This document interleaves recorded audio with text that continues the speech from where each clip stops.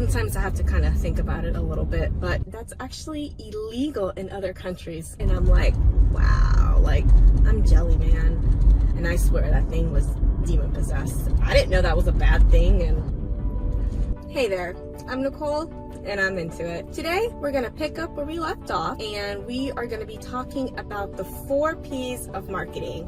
But before we get started with that, I want to actually tell you a little story that I had with one of my clients. She's actually from Germany. She makes these awesome travel adventure coloring books. Something that she told me about Germany is that it's actually illegal to compare a brand to another brand. So for example, the Pepsi challenge, which was one of the most famous ones, didn't actually exist in Germany. And I read more into it, and just in general, Europeans kind of frown on that. That's actually illegal in other countries. Found that super fascinating. So all right, let's get to it. The 4 P's of marketing. The first P, which is kind of the most obvious one, is a product. So your product is what you're selling, what you want people to give you money for. So again, your product can also be a service. It can be anything, really, anything that someone sees value of it. And that right there is your product, right? You need something to sell. The second P in marketing is price. So pricing is so important, and there's also a lot of different strategies that you can do with price. But what you want to find is, what is the most someone's going to pay for what I have? And again, if you're providing something with a lot of value and people can quickly see it, you can charge a lot more money.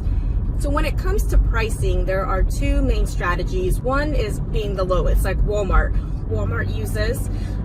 It's basically giving you a better price because they're able to buy in bulk and be able to have still healthy margins. And so that's one pricing, being the lowest. And that's also the easiest as well.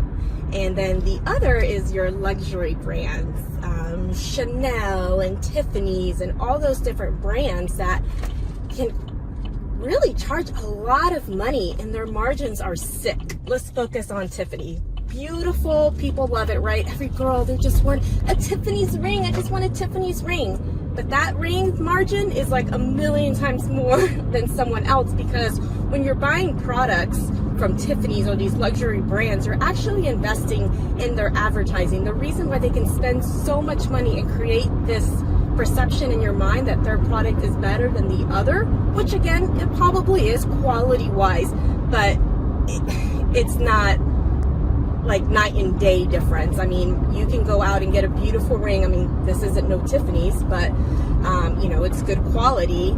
But however, something like this at Tiffany's would cost probably like 10 or 50 times more, and it's the same quality, but because it's Tiffany's and it's because it's from Tiffany's and designed by Tiffany's and all those different things that they spend a lot of money for, and so that's called skim pricing. And so that's when you're able to charge a lot of money, which in turn are more profitable. And these companies also use a lot of other tactics. For example, I recently learned that, I want to say it's Coco Chanel, they also use scarcity in their pricing structure because there's only a certain amount of pieces. They're able to use that scarcity tactic to even drive the price even high. So those are the 2 pricing strategies. The third P of marketing is promotions. And so we already know that, right? Advertising, all those different channels that we have available to get our message out there about the product that we're selling for these X price. The most fun aspect of marketing is definitely promotions. That's the most fun P, I'm gonna say.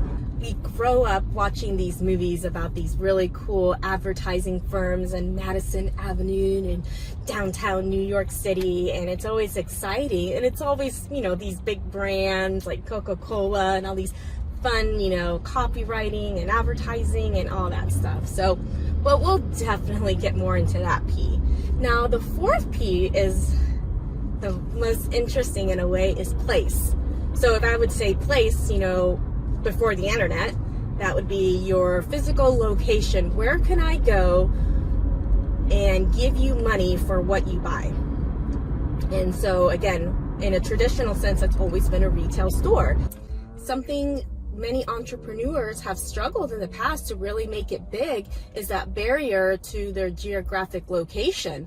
Before the internet, you could only sell to as many stores as you've had or how many people tell other people about what you're doing. But the internet is the most amazing marketing place, because potentially I can get my product out there to what is it, 7 billion people. Obviously not all those 7 billion people have buying power, but definitely a huge majority. I mean, if I just got 1 million customers, I would be happy with that. And that is one of the most interesting things about marketing and how I'm just so fascinated with it. Something really cool about my generation is that I grew up without the internet, and now I have the internet. The internet came out, from what I remember, was in high school, and the big thing there was AOL, and then AOL chat rooms and meeting people.